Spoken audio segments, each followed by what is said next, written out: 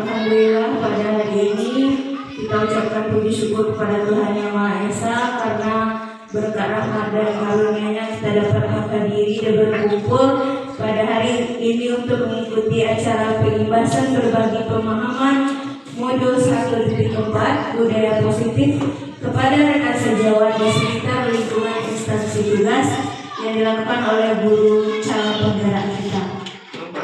Dan yang terhormat, yang kami hormati yaitu Bapak Kepala Sekolah atau yang mewakili, dan yang kami hormati Bapak Ibu Guru tamu undangan yang telah berkesempatan hadir pada hari ini. Acara selanjutnya untuk kelancaran acara kita, langkah lebih baiknya kita mulai dengan berdoa yang akan dipimpin oleh Bapak. Persilakan.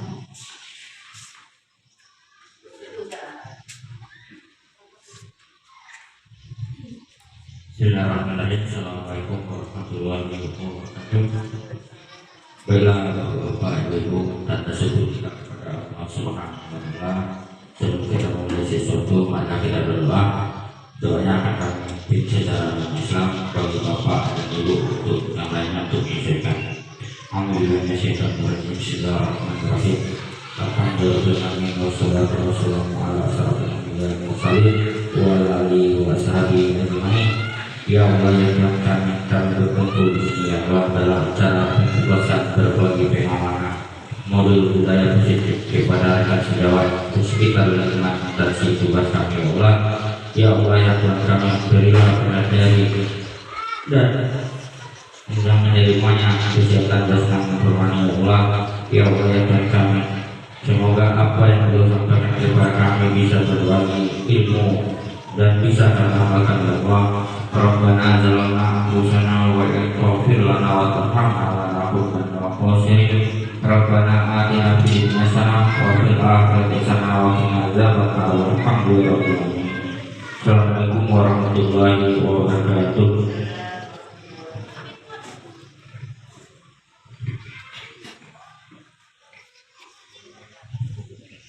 Terima kasih kami ucapkan kepada Bapak. Semoga dengan doa tadi semua rangkaian acara kita pada hari ini berjalan dengan lancar. Selanjutnya yaitu menyanyikan lagu wajib nasional yang akan dipimpin oleh Ibu Tio. Kepada Ibu kami persilahkan. Kepada semua peserta diharapkan berdiri.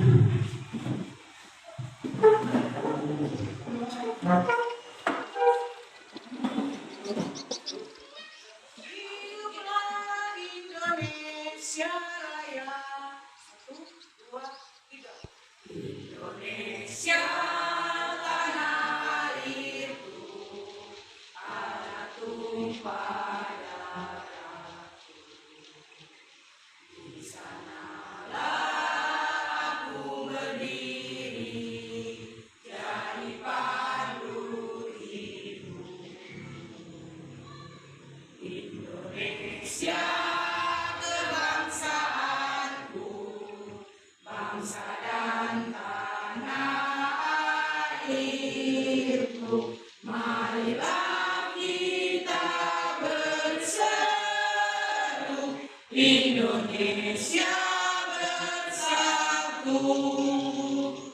Hiduplah tanahku, hiduplah negeriku, bangsaku, rakyatku semuanya. Bangunlah jiwanya, bangunlah badannya untuk Indonesia Raya. Indonesia Raya, merdeka, merdeka, tanahku, negeriku yang ku cinta. Indonesia Raya, merdeka, merdeka, hiduplah Indonesia Raya. Indonesia Raya, merdeka, merdeka, tanahku, negeriku.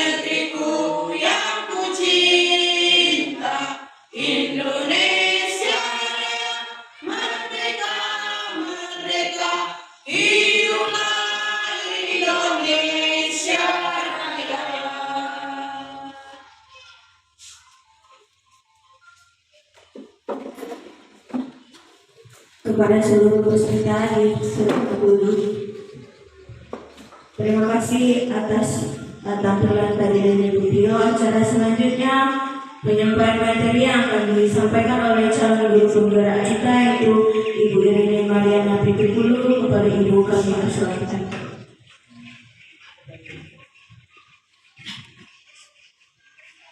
Assalamualaikum warahmatullahi wabarakatuh.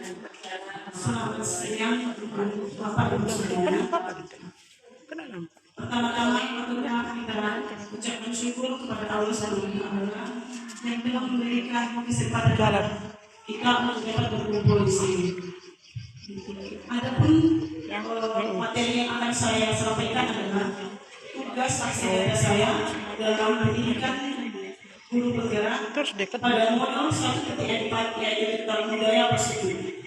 Saya akan menyampaikan kepada rekan sejawat di sekitar 6 instansi tugas. Sebelum masuk materi, saya akan menunjukkan sebuah video.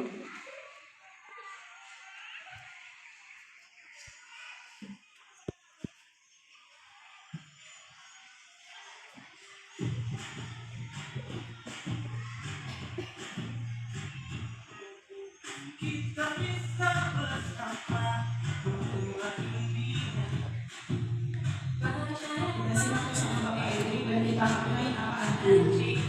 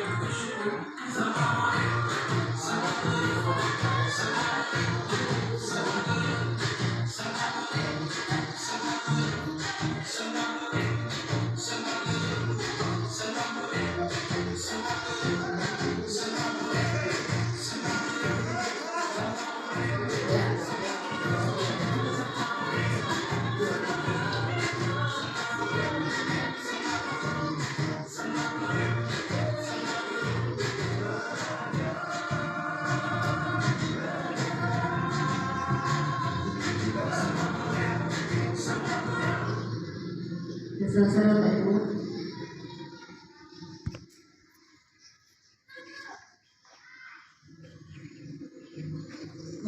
Menurut Bapak Ibu, dari lagu yang kita dengar tadi, apa sebenarnya makna semua murid, semua guru? Ini pendapat kita. Kita menuntut ilmu. Menuntut ilmu guru. Ada yang lain? Belajar. Ada yang lain Pak? Menurut saya itu semua murid, semua guru. Jadi guru dan siswa itu semua belajar, sama bergerak. Ya, benar. Ada tambahan yang lain Bapak Ibu? Semua murid, semua guru. Ya Bapak Ibu. Menurut saya Bu, semua murid, semua guru, maksudnya di sini semua orang itu bisa menjadi guru dan semua orang bisa menjadi muridnya. Tidak harus kita sebagai guru saja yang menjadi. Tepuk tangan untuk kita semua. Benar saya Bapak Ibu, nanti semua murid, semua guru, bahwa kita belajar bisa dari anak-anak, kita belajar bisa dari orang tua, dengan siapapun kita bisa belajar. Dan kita walaupun jadi guru, kita bisa jadi murid. Karena saya juga belajar dari guru yang lain. Saya guru, saya juga bisa jadi guru. Sama siapa saja kita bisa belajar dari pengalaman, pemahaman, apapun itu ilmu yang dapat kita terima. Yang penting apa yang kita terima itu berguna untuk kita dan sesuai untuk orang lain. Itu makna dari kami semua guru. Kita lanjutkan Bapak Ibu.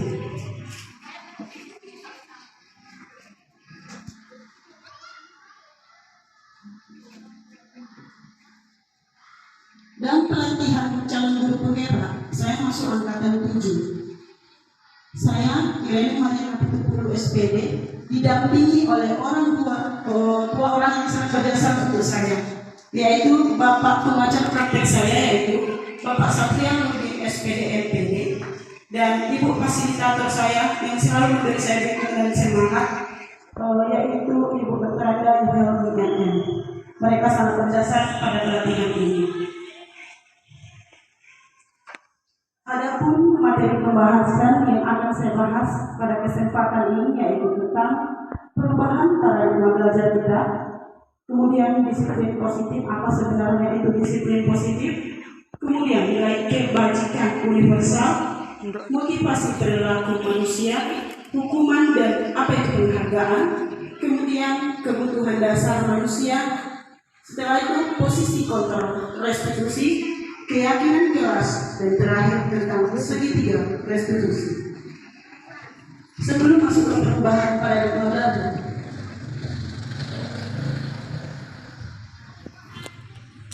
paradigma belajar kita yang zaman dulu yang pernah kita alami adalah pembelajaran yang fokus kepada guru.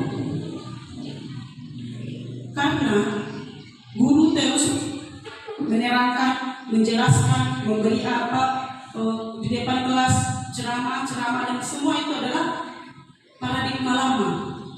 Paradigma baru sekarang diharapkan kita sebagai guru untuk dapat menjadikan murid sebagai subjek pendidikan. Karena itulah tujuan pendidikan sekarang, di mana murid harus dapat menjadi murid yang merdeka. Artinya, dalam pembelajaran ini kita harus berpihak pada murid.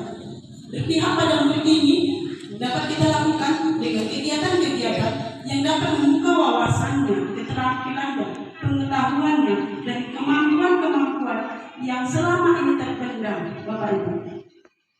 Ini adalah contoh salah satu kegiatan yang sudah saya lakukan. Perlu proses Bapak Ibu, karena saya juga mengalami paradigma yang lama dan saya juga belajar berpihak kepada murid. Kegiatan yang sudah dan akan terus saya lakukan, saya juga berusaha dan belajar Bapak Ibu. Kegiatannya itu berdoa sebelum dan sesudah belajar. Saya mencoba membuat sudut baca merdeka dalam berpendapat. Anak-anak itu harus memberi pendapat apa yang dia ketahui, walaupun sebenarnya tidak benar, tetapi kita hargai apa yang dia berikan dan utarakan di dalam kelas.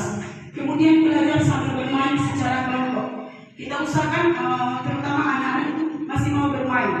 Kita berikan suasana belajar yang menyenangkan untuk anak-anak kita. Selanjutnya membuat kreasi kesepakatan kelas. Ini nanti lebih jelas nanti ada pemahaman Bapak Ibu. Kemudian mengembangkan potensi diri siswa, di mana mereka bisa kita kembangkan satu-satu. Kita ambil waktu yang tepat untuk anak itu.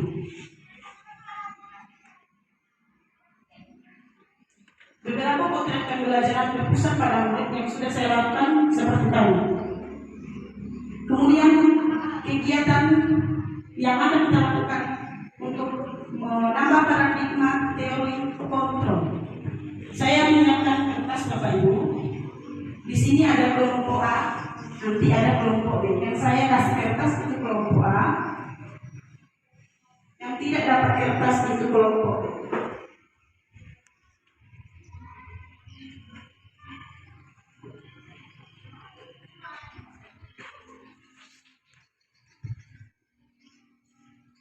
Ya Bapak Ibu, yang memegang kertas, saya harapkan Bapak Ibu menulis satu benda boleh atau segala sesuatu yang paling berharga menurut Bapak Ibu. Yang paling berharga menurut Bapak Ibu. sesuatu hal, barang, benda, orang, apapun itu, satu hal yang paling berharga bagi Bapak Ibu. Jangan lihatkan dengan teman kelompok B. Nanti Ibu lipat atau Bapak lipat apa hal yang berharga itu.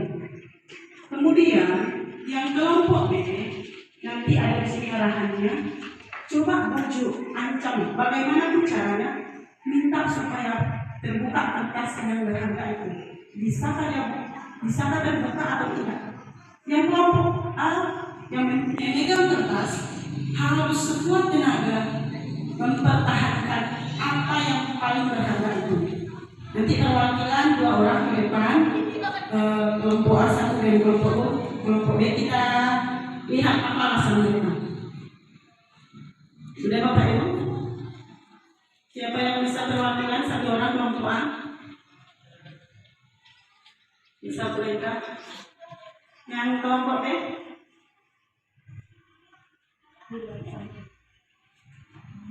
Siapa?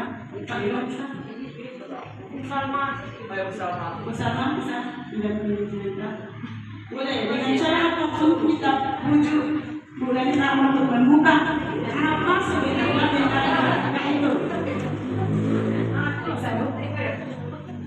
Ini lagi ayo senang. Ini kaitannya dengan teori kontrol yang Bapak. Sudah. Tangan Ibu.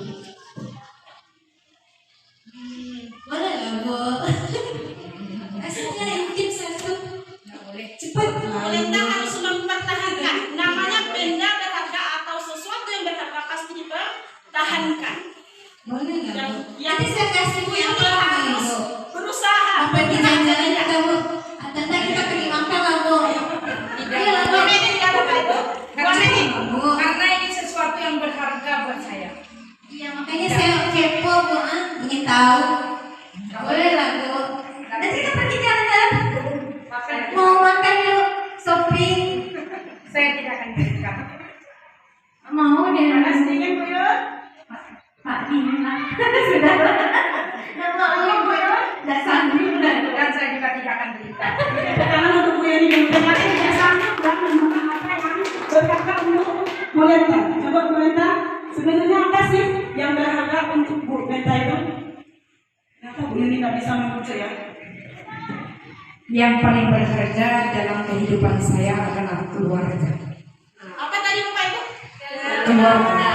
Kemudian kita tanya, apa alasan Bu Lenta tidak mau memberikan kepada Bu Yuni?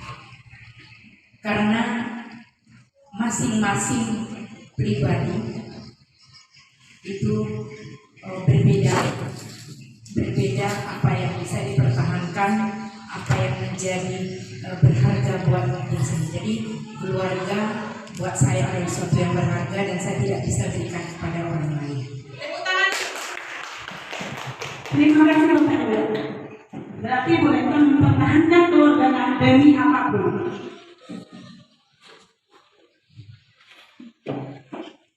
Ya Bapak Ibu, dari kegiatan itu sebenarnya melihat bahwa apapun yang ada pada diri kita sebenarnya adalah kontrol dari diri. Apapun itu, termasuk contoh tadi kan barang berharga. Maukah kita berikan kepada orang lain atau tidak? Salah satunya yang disebut Lenta itu adalah keluarga. Itu hal paling berharga untuk diri Bu Lenta. Tidak mungkin keluarganya diberikan kepada orang lain. Berpikir 2 kali Bu Lenta untuk memberikan kepada Bu Yuni. Itu kontrol, berarti dia tidak mau membagi keluarga kepada orang lain. Tetapi Bapak Ibu, ada Bapak Ibu yang lain yang di dalam berharganya itu bisakah berbagi ke orang lain atau tidak? Bisa. Apa salah satunya Bapak Ibu? Ilmu. Contohnya seperti sekarang. Apa yang kita dapat bisa kita bagi pada orang. Padahal itu kan berharga. Kita lihat apa yang ada pada diri kita itu, kita pilih mana yang bisa dikontrol oleh orang lain dan yang mana yang tidak bisa dikontrol. Untuk diri kita perlu kita buka atau tidak? Perlu kita beri kepada orang lain atau tidak? Itu penjelasan dari kegiatan itu sebenarnya. Dalam perubahan paradigma sekarang yang kami dapat, perubahan paradigma teori kontrol atau teori pilihan. Ada 4 ilusi Bapak Ibu. Yang pertama, ilusi guru mengontrol murid. Apakah Bapak Ibu merasa selama ini mengontrol muridnya atau tidak? Tidak. Masih ada yang mengontrol muridnya atau tidak? Tidak. Arti mengontrol murid, kita tidak dapat memaksa sebenarnya Bapak Ibu. Jangan memaksa murid untuk berbuat sesuatu yang tidak dia pilih. Sebenarnya ada pilihan pada murid-murid kita, tergantung kitanya di mana kita memahami bagaimana cara, tapi tidak boleh memaksa. Itulah pilihan-pilihan nanti. Kita berikan kemerdekaan artinya Bapak Ibu bukan terserah murid-murid kita, tetapi kita sebagai yang mengontrolnya nanti. Yang dia ada dalam dirinya akan keluar sendiri. Kemudian ilusi bahwa semua penguatan positif, efektif, dan bermanfaat ternyata salah. Pengalaman Bapak Ibu yang pernah membujuk muridnya ada? Membujuk, merayu. Kalau tidak seperti ini, nanti tidak Ibu kasih nilai 100 ya. Kalau tidak seperti ini, nanti tidak Ibu kasih ranking ya. Ada dah? Masih ada? Hilangkan itu. Hilangkan paradigma itu lagi Bapak Ibu. Kita tidak boleh membujuk dengan alasan apapun. Kecuali ada kecualinya Bapak Ibu. Yang kita lakukan untuk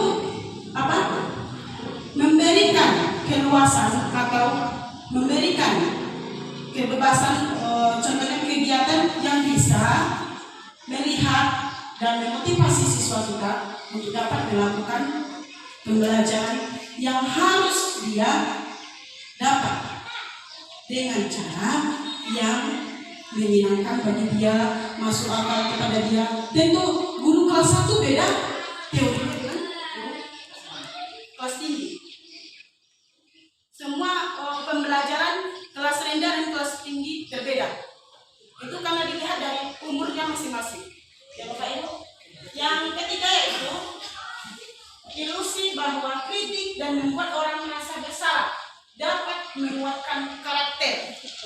Karena tidak Bapak Ibu selama ini selalu jika salah satu murid kita ada yang kita bilang nakal, ada yang kita bilang bandel, kita selalu menyalahkan gara-gara kamu, gara-gara kamu, gara-gara kamu. Masih ada? Itu jangan Bapak Ibu, itu hal yang negatif. Jika selalu kita menyalahkan mereka, lama-kelamaan jadi pembiasaan. Yang pembiasaan itulah yang membuat karakternya apa? Bukan menjadi positif, menjadi negatif, makin menurun. Yang kita bilang nakal, yang kita bilang bandel itu menjadi kuat. Tambah nakal anak itu, tambah bandel anak itu. Sebenarnya Bapak Ibu, anak-anak itu tidak ada yang nakal, tidak ada yang bandel. Tetapi perkembangannya saat itu memang begitu anak-anak sekarang. Apalagi dilihat sekarang zaman teknologi. Jadi seharusnya kita sebagai guru yang di zaman 21 ini, abad 21 ini harus dapat menjadikan diri kita menyesuaikan dengan anak-anak. Karena kita sebenarnya fasilitasnya kita memberikan mereka dukungan, kita memberikan mereka semangat. Apa yang bisa dilakukan untuk pembelajaran sesuatu dan apa yang akan kita siapkan untuk mereka. Sebelum belajar kita siapkan apa? Contohnya bangun ruang untuk pembelajaran bangun ruang. Haruskah kita jelaskan bangun ruang seperti ini, bangun ruang seperti ini, apa ciri-cirinya? Siapnya kita menyiapkan apa yang konkret dilihatnya, apa yang nyata dilihatnya. Kita lihat dari benda-benda yang ada di kelas kita, atau kita bawakan bendanya. Mereka yang melakukan, kita hanya melihat, mendampingi, mendukung, dan mengarahkan supaya mereka bisa. Itu Bapak Ibu. Kemudian ilusi bahwa orang dewasa memiliki hak untuk memaksa. Kita sebagai guru adalah orang dewasa di kelas kita. Pasti kadang-kala, termasuk saya juga masih belajar Bapak Ibu. Kadang-kala kita masih memaksa murid kita untuk bisa, dan untuk mendapat nilai yang bagus. Tetapi seharusnya dalam pemahaman sekarang dan pembelajaran sekarang yang diminta Bapak Ibu, kemampuan keterampilannya bisa dengan apapun, apa yang dia bisa, tetapi materi yang kita sampaikan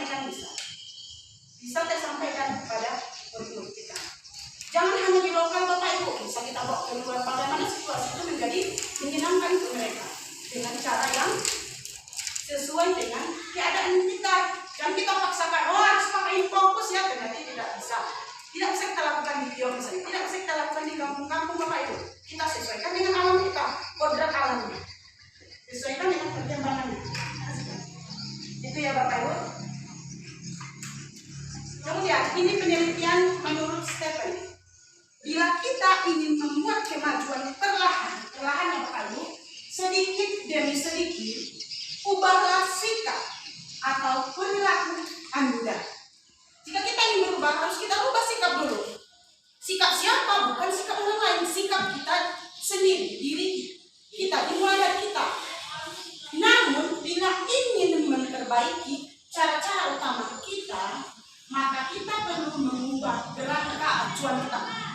Apa tujuan kita mengajar sebenarnya di kelas ini? Apakah untuk mendapat anak-anak dapat nilai 100 atau untuk anak-anak jadi cerdas? Mencerdaskan kehidupan bangsa, bukan mendapatkan nilai 100. Mencerdaskan. Bagaimana kita mencerdaskan anak bangsa? Dengan cara-cara yang menyenangkan, sesuaikan dengan keadaan anak, umur anak, dan keterampilannya masing-masing.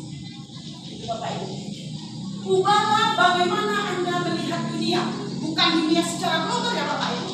Bukan kita lihat orang Barat di sini bagaimana proses belajarnya kita sesuaikan. Tidak. Dunia di mana kita berada, di lingkungan keluarga kita perhatikan juga, karena kita juga bisa belajar dari anak-anak kita. Oh seperti ini mengajar kelas 1. Dunia dalam lingkungan sekolah kita lihat bukan di kelas kita sendiri, lihat kelas-kelas yang lain. Bagaimana? Apa yang baik Bapak Ibu bisa kita tiru. Kita modifikasi Bapak Ibu. Namanya ATM, amati, tiru, modifikasi. Kita sesuaikan dengan kemampuan kita. Ingat, belajar itu boleh kita lakukan walaupun berapa umur kita. Yang penting jangan malu Bapak Ibu. Kita belajar untuk maju, bukan untuk mendapat nilai lagi. Maju supaya anak kita bisa. Itu ya Bapak Ibu. Sesuaikan dengan penjelasan dan aspek-aspek tertentu tentang realitas itu disesuaikan dengan kenyataannya, dan kita paksakan. Kita lihat yang di dunia maya misalnya di Facebook atau di YouTube, kita sesuaikan di kelas kami. Ternyata tidak bisa kita lakukan, jangan dipaksakan, disesuaikan dengan kemampuan kita. Ya Bapak Ibu. Kemudian perubahan paradigma stimulus respon atau teori kontrol. Ini perbedaannya Bapak Ibu ya. Siapa sesungguhnya yang memiliki kontrol itu? Dari yang kegiatan kita lakukan sudah kita lihat perbedaannya Bapak Ibu. Kita mencoba mengubah orang agar berpendapat sama dengan kita. Sebenarnya dalam teori dan seharusnya Bapak Ibu, kita berusaha memahami pandangan orang lain. Seharusnya kita yang menyesuaikan diri dengan orang lain untuk dunia yang ada di lingkungan kita masing-masing. Maksudnya itu ya Bapak Ibu. Kemudian, sebelumnya stimulus respon biasanya yang kita lakukan, perilaku buruk dilihat sebagai suatu kesalahan. Kalau dia melakukan suatu hal yang kita bilang buruk, jelek, kita bilang itu kesalahan. Sebenarnya mereka anak-anak kita memiliki tujuan atau ingin diperhatikan, karena tidak tahu, karena bosan, makanya mereka yang kita bilang nakal atau tidak bisa itu melakukan kesalahan. Kemudian orang lain bisa mengontrol saya, bisa mereka mengontrol. Sebenarnya hanya kita yang bisa mengontrol. Bisa mereka mengontrol kita atau tidak? Hanya diri kita, dari diri kita. Kemudian saya bisa mengontrol orang lain. Tidak boleh seperti itu lagi Bapak. Saya bisa mengontrol orang lain, harus seperti saya. Tidak. Kita sesuaikan. Karena Anda tidak bisa mengontrol orang lain. Kita tidak perlu paksakan. Pemaksaan ada pada saat bujukan gagal. Kita bujuk, kita paksa lagi. Masih berasa Bapak Ibu? Selama ini di kelas? Tidak. Sudah membaik ya Pak? Jangan lagi kita lakukan suatu pemaksaan di kelas ya Bapak Ibu. Kita ubah lagi. Seharusnya kita berkolaborasi, bekerja sama atau memberikan pendapat dengan murid bisa, dengan rekan sejawat, dengan orang yang kita tuakan, dan langsung pemimpin kita yang di sekolah yaitu kepala sekolah. Kemudian dalam stimulus respon, model berpikir menang kalah. Ada yang menang, ada yang kalah. Makanya kita di kelas ini apakah permainan atau belajar? Tidak ada lagi yang menang dan kalah, itu permainan Bapak Ibu. Ini pembelajaran yang harus kita terapkan sekarang, itu model berpikir menang-menang. Satu bisa, semua harus bisa. Tidak ada satu juara ya udah, itu aja bisa, yang pandai saja. Yang tidak pandai derajat semua. Tidak ada Bapak Ibu. Kalau menang kalah itu permainan, tapi dalam pembelajaran menang bisa, semua pasti bisa kita sesuaikan. Kita bisa bentuk kelompok apapun caranya dengan kemampuan. Iya, tersebar. Yang kedua, apakah makna disiplin? Kita lihat dari asalnya sudah tahu mungkin Bapak Ibu semua. Sebenarnya disiplin itu bukan untuk orang lain. Itu hanya budaya kita. Yang dibilang disiplin itu dalam pikiran kita selama ini disiplin tidak boleh terlambat. Itu secara umum budaya kita disiplin itu begini. Sebenarnya disiplin itu adalah kecenderungan umum menghubungkan kata disiplin tidak nyaman itu pemandangan yang lama ya. Disiplin berasal dari diri sendiri, itu yang seharusnya berasal dari diri kita. Karena rasa tanggung jawab yang muncul dari diri itu yang membuat kita disiplin.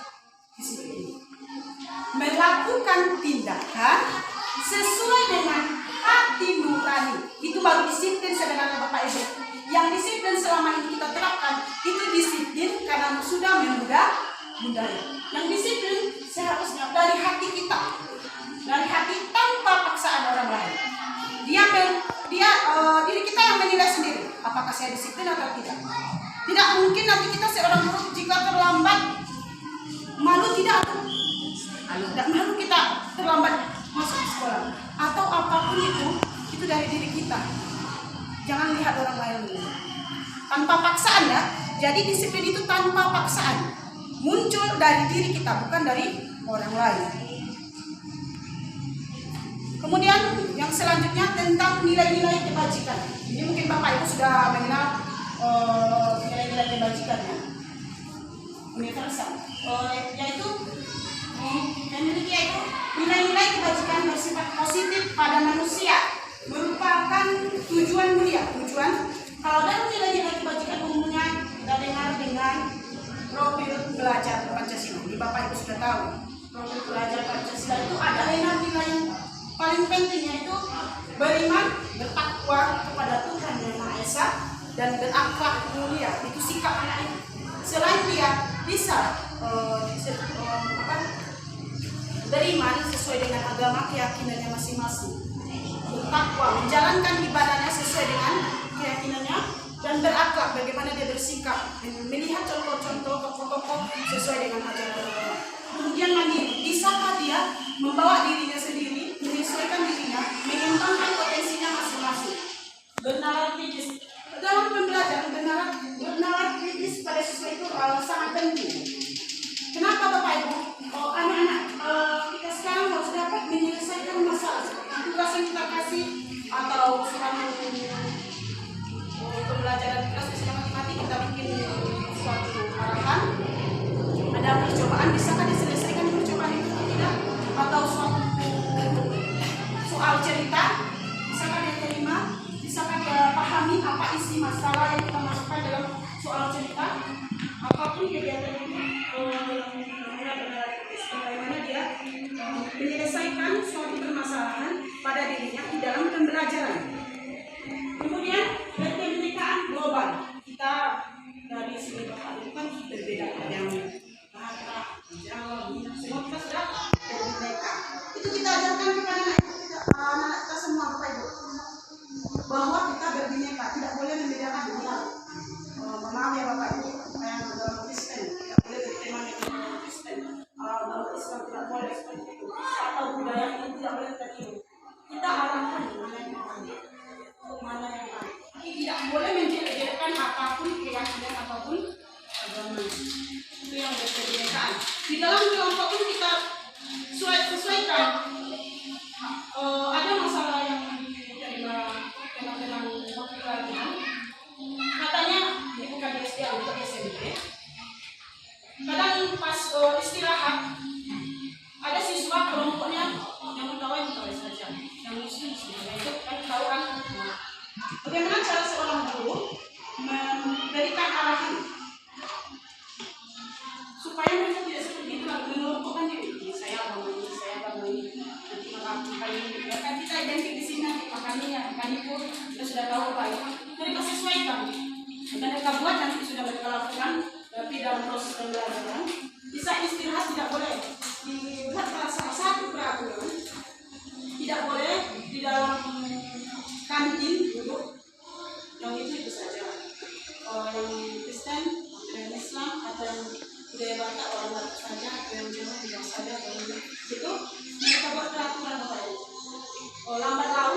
seni pun tidak bisa dilakukan, masih harus sesuai dengan kelompok mereka.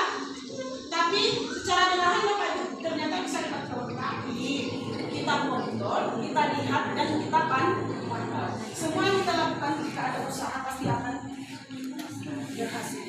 Usaha dulu, kalau tidak usaha tidak bisa Bapak Ibu. Kemudian bergotong royong.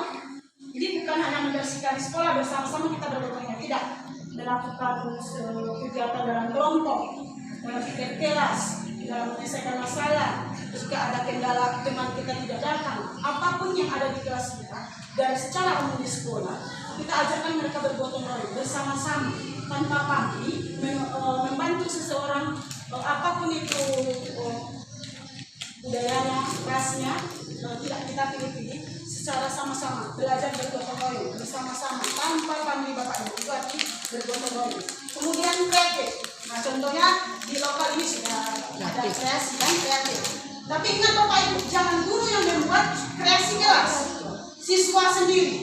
Di mana kita lihat perkembangannya, di mana yang dia bisa, kreasi mana Bapak Ibu, kita berikan keluasan, kita berikan alatnya, kita berikan fasilitasnya, kita arahkan mana yang dia bisa. Kalau menggambar kita kasihkan alat-alat menggambar, kalau melukis kita buat, kalau membuat cerita atau sesuai dengan pembelajaran kami buat mading masing-masing kelas. Itu ya Bapak Ibu, belajar sama-sama kita ya Bapak Ibu. Kemudian inilah dokumentasi kegiatan budaya positif yang sudah saya buat Bapak Ibu secara berlahan Bapak Ibu dalam membiasakan budaya 5S: senyum, sapa, sopan, santun, salam.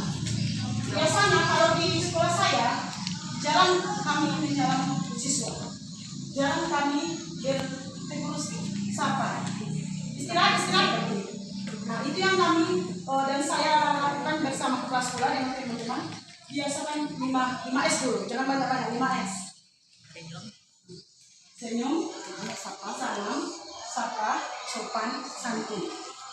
Nah, Bapak Ibu, tidak harus 5-5-nya itu harus dapat kita lakukan secara berlahan.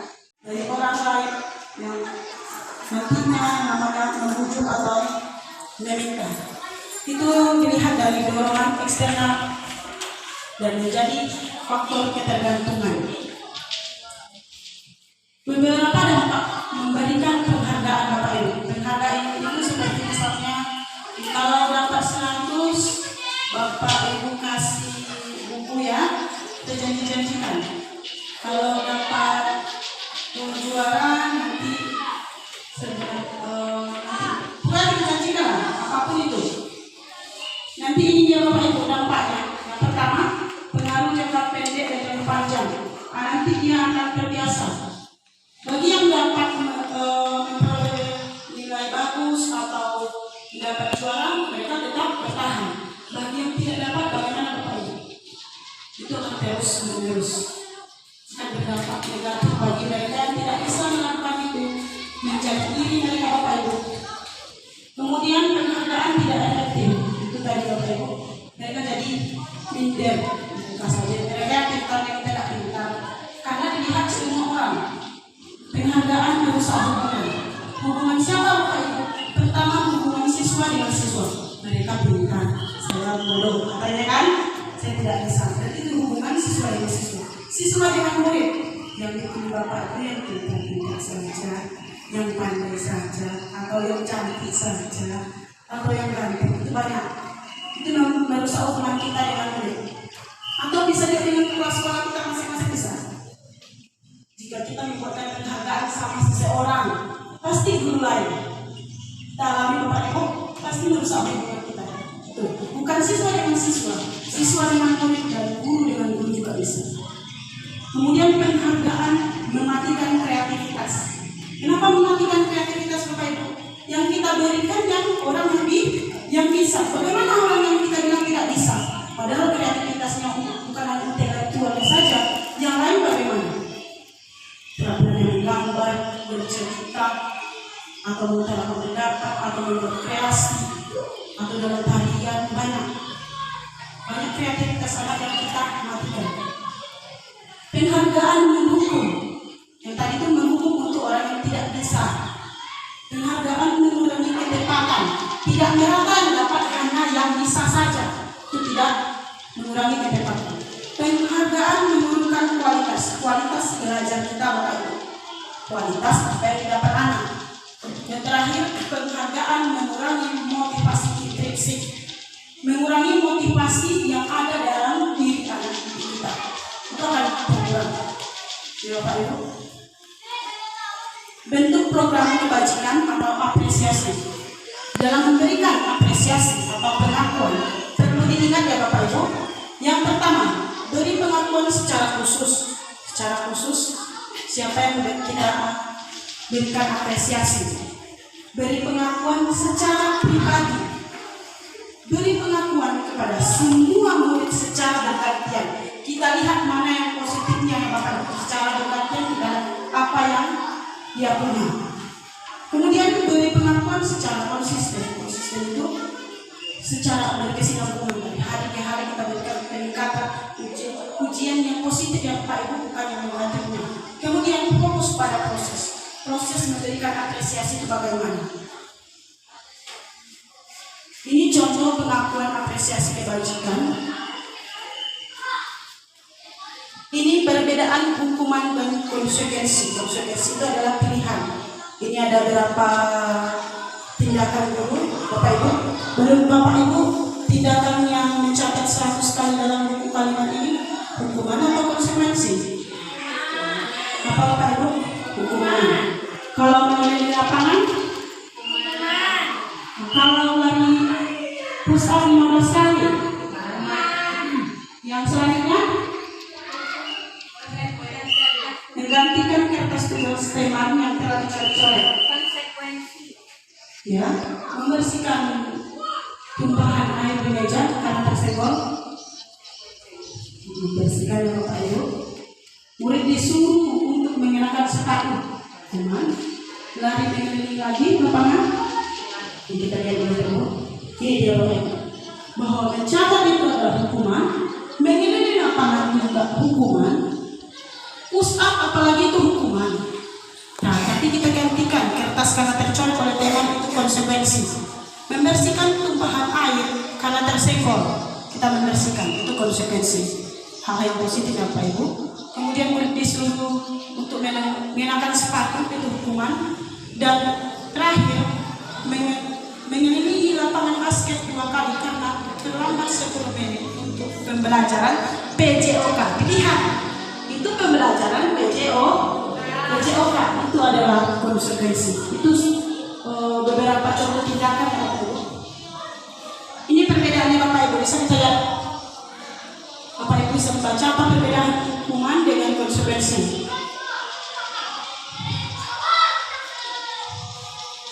Kemudian restitusi. Nah, ini yang harus kita pahami Bapak Ibu.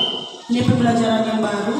Restitusi adalah proses menciptakan kondisi bagi murid untuk memperbaiki kesalahan mereka sehingga mereka bisa kembali pada kelompok mereka dengan karakter yang lebih kuat.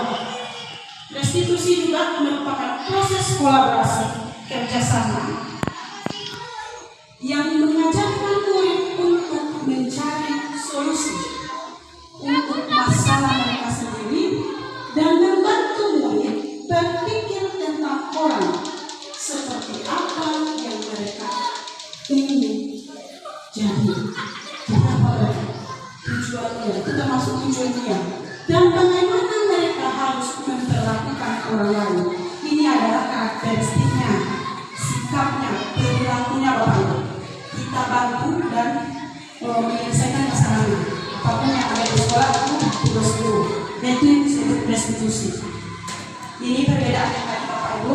Hukuman, konsekuensi, restitusi. Hukuman itu adalah hal yang negatif, sedangkan konsekuensi itu netral dan restitusi positif. Karena restitusi itu adalah pilihan.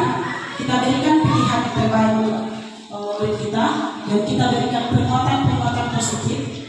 Kita bantu menyelesaikan masalah, tapi dia menyelesaikan, tapi kita membantu membimbingnya. Nanti ada contohnya Bapak Ibu. Jadi hukuman jangan lagi ya Bapak Ibu, karena itu hal yang negatif. Yang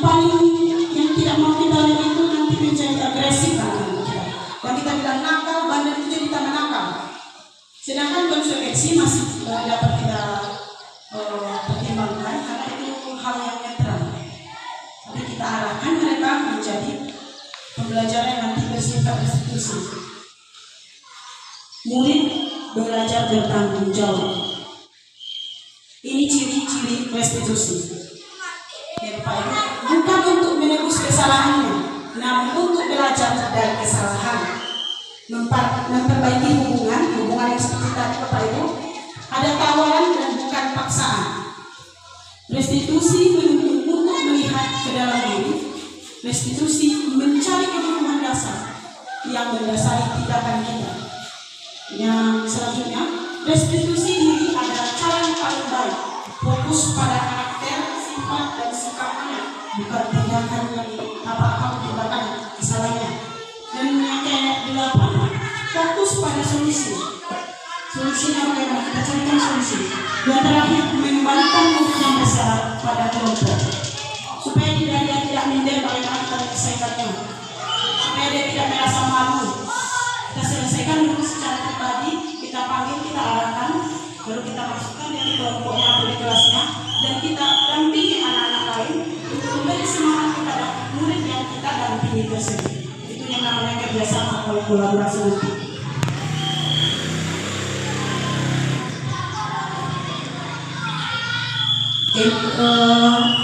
Ini kegiatan pemahaman nanti itu ada namanya tabel T dan tabel Y. Di sini ada 3 hal yaitu tentang hormat, bekerja, diterima, dan dimiliki. Pada Y, terdengar itu ada di atas, sedangkan terlihat dan berperilaku itu di samping kiri dan kanan. Jadi yang terlihat dan berperilaku itu adalah sikap mereka.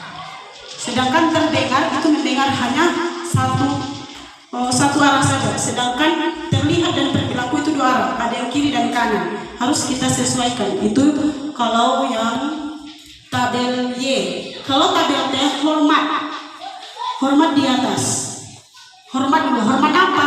Tampak seperti apa hormat itu, bekerja seperti apa, diterima dan dimiliki seperti apa.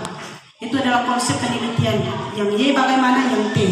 Kalau yang Y terdengar, yang di atas kita hanya mendengar dan kita nanti terlihatnya sebelah kiri dan kanan itu perilaku dan sikapnya.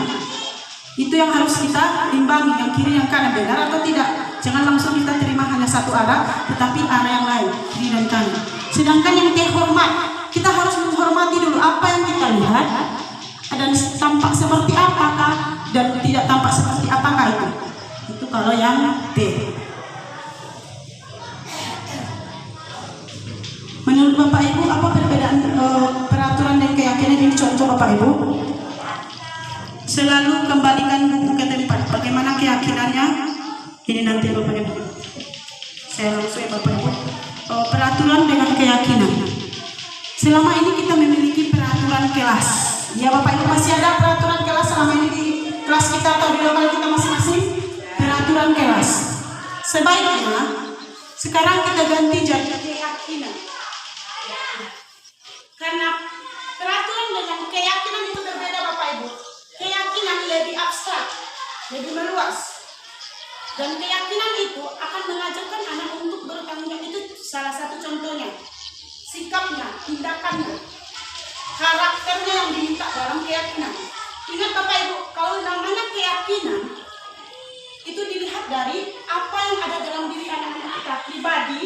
Nanti kita kumpulkan kita buat keyakinan, misalnya kan, keyakinan apa yang ada pada murid kita.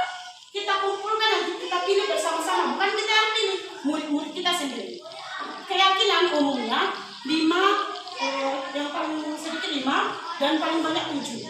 Keyakinan itu kita ambil untuk menguatkan karakter mereka, sikap mereka dan perilaku mereka. Jadi boleh kita tetap peraturan tapi kita ganti namanya dan kita sesuaikan dengan keyakinan murid kita yang ada di kelas, bukan kelas lain. Nanti kalau bisa dari kelas ke kelas sudah ada keyakinannya Bapak Ibu berkembang, kita majukan lagi, kita ganti yang lain boleh. Tergantung keyakinan kelas itu sudah dapat diterapkan anak-anak kita atau tidak. Kalau sudah secara seluruh kelas melakukannya, bisa jadi keyakinan sekolah. Kita usahakan dulu keyakinan kelas kita masing-masing. Kita biasakan mereka berkarakter yang baik, bersikap yang baik dulu. Sekarang kan karakter anak banyak yang tidak baik Bapak Ibu. Itu yang saya mau kita ubah. Itu perbedaan peraturan dengan keyakinan. Ini contoh yang saya telah lakukan di sekolah saya, membuat keyakinan. Saya kumpulkan anak-anak saya suruh apa keyakinan menurut dia yang harus dilakukan di kelas. Kita tidak boleh paksakan, tergantung mereka. Kita suruh mereka menulis minimal 10, yang saya lakukan 10. Mereka kumpulkan, saya bacakan yang sama, kita lewati. Kita suruh mereka memilih minimal 5, maksimal 7. Karakter apa yang harus mereka lakukan, dicatat, kemudian dibuat. Mereka sendiri yang buat, mereka sendiri yang meyakini. Termasuk kita guru harus menyesuaikan dengan anak. Kita akan datangani bersama, kita buat secara kelompok, nanti kita kumpulkan, kita buat jadi kreasi kelas. Nah Bapak Ibu, saya sudah melakukannya. Memang susah Bapak Ibu, tetapi lambat laun 2 hal, 3 hal terlaksana, 4 hal lama-lama jadi kebiasaan mereka lakukan Bapak Ibu. Kemudian kebutuhan dasar manusia. Kebutuhan dasar manusia ada 5 Bapak Ibu, yaitu kasih sayang dan rasa diterima, penguatan, bertahan hidup, kesenangan dan kebebasan. Ini poinnya Bapak Ibu. Jika bertahan hidup Bapak Ibu pasti sudah tahu. Kasih sayang dan rasa diterima Bapak juga sudah tahu. Penguasaan. Penguasaan ini adalah kebutuhan pengakuan atas kemampuan. Masing-masing murid memiliki kemampuan yang berbeda. Kita harus akui mereka. Tidak ada yang sama Bapak Ibu, mereka berbeda-beda. Kemudian kebebasan. Di dalam kelas kita harus memberikan kebebasan, tapi terkontrol oleh kita sesuai dengan kemampuan mereka. Apa yang mereka pilih, bagaimana mereka mandiri dengan diri mereka, bagaimana mereka melakukan pilihan dan mengendalikan diri mereka sesuai dengan arahan yang kita berikan. Yang terakhir dengan kesenangan. Itu yang paling penting, kebutuhan di kelas, apalagi di SD, yaitu kebutuhan mencari kesenangan. Mereka akan sini belajar sambil bermain, bukan bermain sambil belajar sambil bermain. Kemudian tertawa. Kadang-kala kita jangan tertawa dengan guru. Murid kita kadang cemburu. Dulu kita pasti sudah alami bagaimana kuatnya karakter seorang guru itu. Takut. Sekarang murid tidak ada yang takut dengan guru. Hanya beberapa saja. Karena mereka mau kesenangan sebenarnya dalam kelas itu. Selain belajar, mereka juga mau bermain bersama. Itulah usaha kita untuk memperbaiki kebutuhan mereka. Ini 5 posisi kontrol. Ini ada 5 posisi kontrol, yaitu pertama penghukum. Lihat kata-katanya Bapak Ibu. Guru berbuat. Kalau menghukum bagaimana? Menghakimi, menunjuk. Itu ada kata-katanya. Kemudian kalau kamu kata-kata hotnya itu hasilnya menjadi seperti apa? Mereka akan memberontak. Sudah ada. Kemudian kajian dengan dunia berkualitas tidak dari sana Bapak Ibu. Dan terakhir apa dampak pada murid? Yang paling penting Bapak Ibu, dalam posisi kontrol ini kita lihat dampak pada muridnya. Kita lihat, perhatikan dampak pada murid. Kalau penghukum, dampak pada muridnya apa? Mengulangi kesalahan. Kita tahu saya salah, saya tak bagus sama mereka, saya tak baik sama Bapak Ibu, saya tidak bisa jalan. Terus dia tidak pilih. Kalau Bapak itu terus dia pilihnya bukan saya, pasti dia akan melakukan kesalahan dan terus menerus. Kemudian membuat orang merasa bersalah. Dampak pada murid kita merasa rendah diri. Jika terus kita salahkan siswa kita, pasti dia akan rendah diri. Selanjutnya, identitas kontrol dari luar, termasuk tema. Apa dampak pada muridnya? Dia akan menjadi lemah, tidak mandiri dan tidak tergantung. Karena kita dianggapnya apa temanya? Oh, kita tema ini Pak Yolan misalnya kan bisa perbaiki lagi. Oh, kita tema ini pasti akan tidak mandirinya. Oh, kita teman siapa? Gitu. Misalkan jangan teman lagi Bapak Ibu.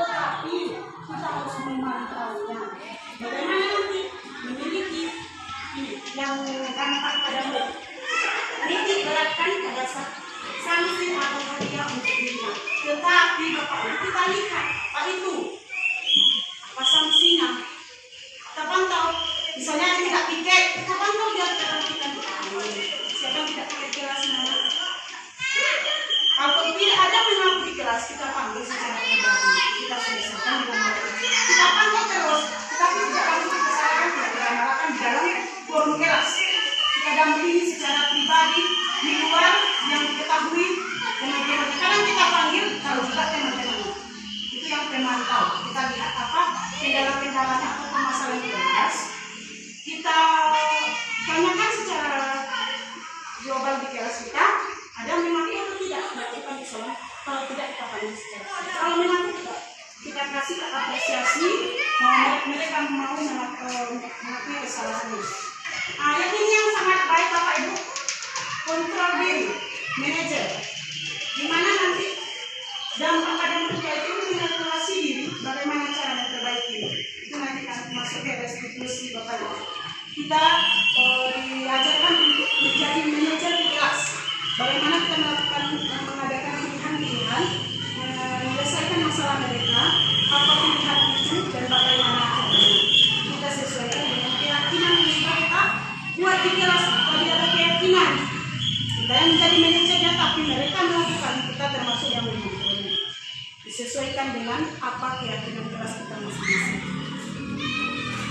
Ini beberapa contoh posisi kontrol Bapak Ibu. Kata-kata pernyataan.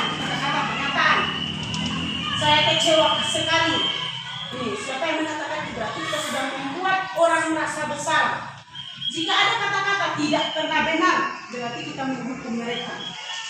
Jika ada kata-kata seperti ini, ayo lakukan demi bapak atau ibu, itu berarti kita sudah menjadi teman. Jika ada kata-kata menyebabkan stiker dan bintang, kita sudah memantau. Saja atau tidak, bukan nilai ya, bintang. Bintang itu kan bisa ekspresi bagaimana caranya nanti banyak Bapak Ibu. Stiker itu banyak. Bagaimana kamu bisa menyelesaikan masalah ini?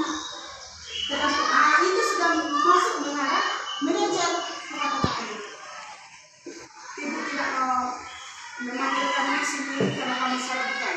Ibu membantu kamu menyelesaikan masalah bersama-sama. Bukan kamu saja arahkan, itu manajer.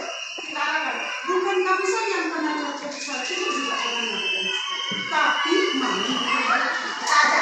Kita selesaikan masalahnya. Kita lihat nanti ada yang bisa ketiga.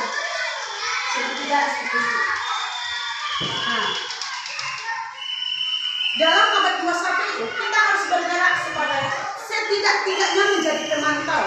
Kalau tidak jadi manajer, kita memantau dulu.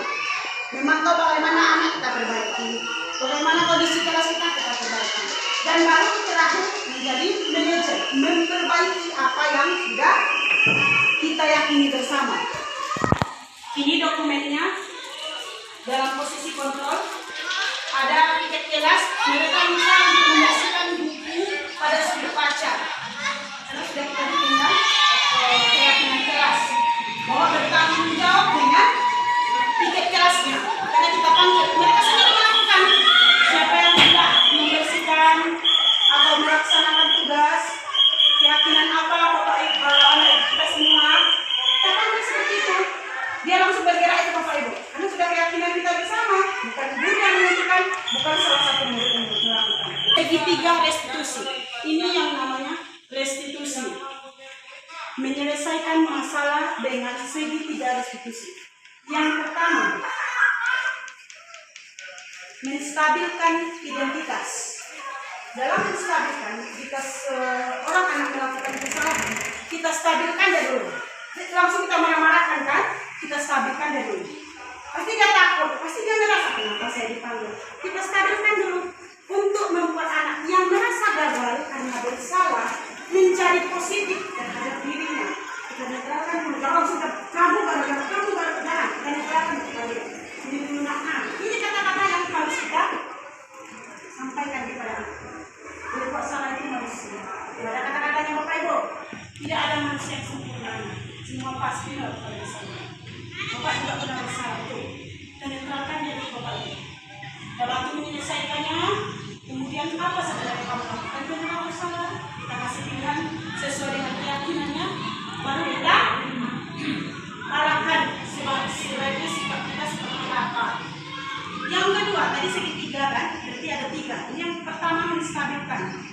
Yang kedua, kita lihat apa kebutuhannya sendiri. Mengapa dia buat masalah? Lihat, kita membantu murid mengenali apa kebutuhan dasarnya. Dengan tujuan apa? Ya, ada 5 tadi kan Bapak Ibu. Kebutuhan anak-anak kita, termasuk kita juga ada 5. Kita cari mana. Sudah kita diterangkan, kita cari apa sebenarnya masalahnya. Masalahnya itu sebenarnya apa Bapak Ibu? Kebutuhannya apa sebenarnya? Makanya dia buat masalah itu, ada 5 tadi. Tapi nih, kita sesuaikan dengan apa masalah yang dihadapi anak-anak kita. Dengan kata-kata itu, kamu bisa saja dapat yang lebih buruk, tapi kamu hanya ingin apa? Itu sudah baik itu. Tapi itu tujuan, tetapi untuk mendatangkan dan memberikan kebutuhannya. Kamu pasti bisa memiliki alasan mengapa kamu lakukan pencari kebutuhannya. Apa yang penting bagi kamu? Kita melakukan apa yang dia mau. Kemudian bagaimana menjaga kesenangan? Bagaimana seperti ini? Ya, maka kamu belajar dengan cara lain, dengan selesai kita selesaikan, kita bantu, kita didik dengan yang kita bisa sesuai dengan apa yang diterima anak itu. Yang terakhir, menanyakan keyakinan. Ini keyakinan yang sudah kita buat tadi, keyakinan kelas itu. Anak melihat kesalahannya dihubungkan dengan norma sosial yang ada di kelas dan nilai-nilai yang mendasari manusia berinteraksi dengan orang lain. Bagaimana dia berinteraksi dengan orang lain, khususnya di kelas kita. Dengan kata-kata apa kita lakukan Bapak Ibu? Apa nilai yang kita percaya di kelas aku? Sekolah kita. Nilai universal apa yang telah kita sepakati? Kita tanyakan kepada dia dulu. Apa sebenarnya yang sudah kita sepakati? Apa keyakinan kelas kita itu? Setelah itu baru kita harapkan apakah kamu memperbaikinya, mau jadi apa kamu besok kalau seperti ini. Tapi kalau kamu merubah, mau jadi apa lagi? Katakan, ini yang namanya menanyakan keyakinan. Mau apa dia sebenarnya? Untuk apa dia melakukan kesalahan itu? Dan kita harapkan menyelesaikan masalah. Bapak Ibu, ini dokumentasinya. 2 kasus yang saya ambil dan saya masukkan ke tugas demonstrasi kontekstual, yaitu kasus pertama terlambat masuk sekolah. 10 menit dia terlambat masuk sekolah kelas, kita masukkan, kita tanya mengapa terlambat sebentar, tetap kita masukkan dalam kelas, belajar seperti biasa, kemudian kita lakukan segitiga restitusi itu. Kita arahkan, kita tanyakan ya, kita stabilkan dulu, kita arahkan mengapa dia melakukan alasan-alasannya, baru kita berikan penyelesaian masalah. Setelah itu Bapak Ibu, kita berikan apa pendapatnya setelah melakukan segitiga restitusi itu. 2 kasus. Yang pertama membuang sampah pada tempat. Tong sampah pasti ada setiap kelas. Tetapi karena tiap kelas lupa, mungkin dia letakkan jauh dari tempat pintu. Dan guru mau masuk di kelas. Dia hanya membuang sembarangan. Kita arahkan, kita bimbing, melakukan segitiga restitusi dan kita minta pendapatnya. Nanti kita kumpulkan pendapat-pendapat mereka itu, kita jadikan evaluasi dan refleksi kegiatan segitiga restitusi. Itu Bapak Ibu. Sekian dan terima kasih. Yang saya dapat itulah tentang poin-poin pentingnya. Dan saya sangat berterima kasih kepada Bapak Ibu. Kurang lebihnya saya mohon maaf.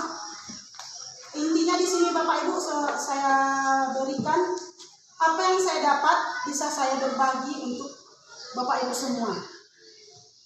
Untuk selanjutnya jika ada pemahaman yang kurang mengerti atau ada pertanyaan kesan dan kesan juga boleh. Untuk semua hal itu hanya Bapak Ibu yang tahu. Karena pengalaman Bapak Ibu lebih banyak dari saya, pengalaman mengajar. Tapi ilmu mungkin saya mendapatkan, itu makanya saya kumpulkan. Dan saya sangat bersyukur sekali Bapak Ibu bisa datang. Jika ada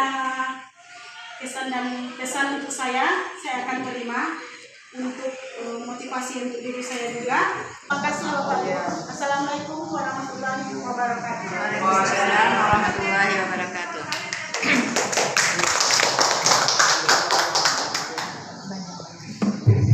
Terima kasih waktu yang diberikan pada saya.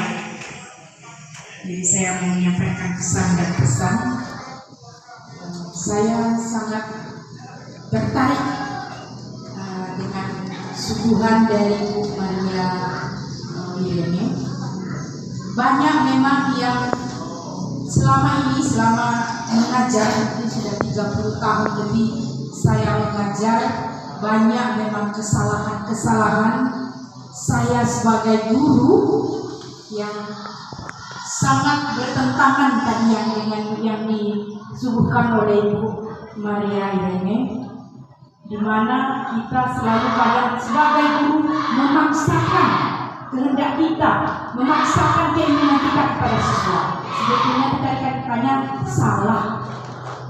Jadi saya sangat berterima kasih, biarpun mungkin nanti di penghujung saya nanti pensiun 4 tahun lagi, mungkin masih bisa, mungkin nanti suatu hari saya terapkan lagi apa yang saya terima hari ini. Dan saya sangat apresiasi buat Ibu Maria Irene, berjuanglah, jalan terus, Ibu masih muda, berkreasilah untuk putra-putri kita yang ada di Mentawai. Sekali lagi saya ucapkan terima kasih. Ada yang lain Bapak Ibu? Selamat sore. Pertama saya mohon maaf Budi penampilan saya.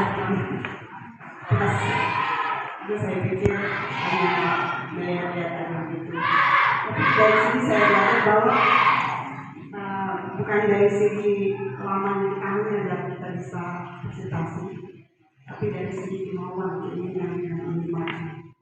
Ini satu contoh buat saya, banyak masukan buat saya. Kalau kita melihat di pelajaran kurikulum merdeka itu sudah masuk, sebagian besar sudah masuk. Hebat, dan dia. Saya juga lagi kan kalau misalnya di apa dipanggil saya harus belajar tidak. Termasuk sini lah kalau misalnya ini kan. Terima kasih banyak ya.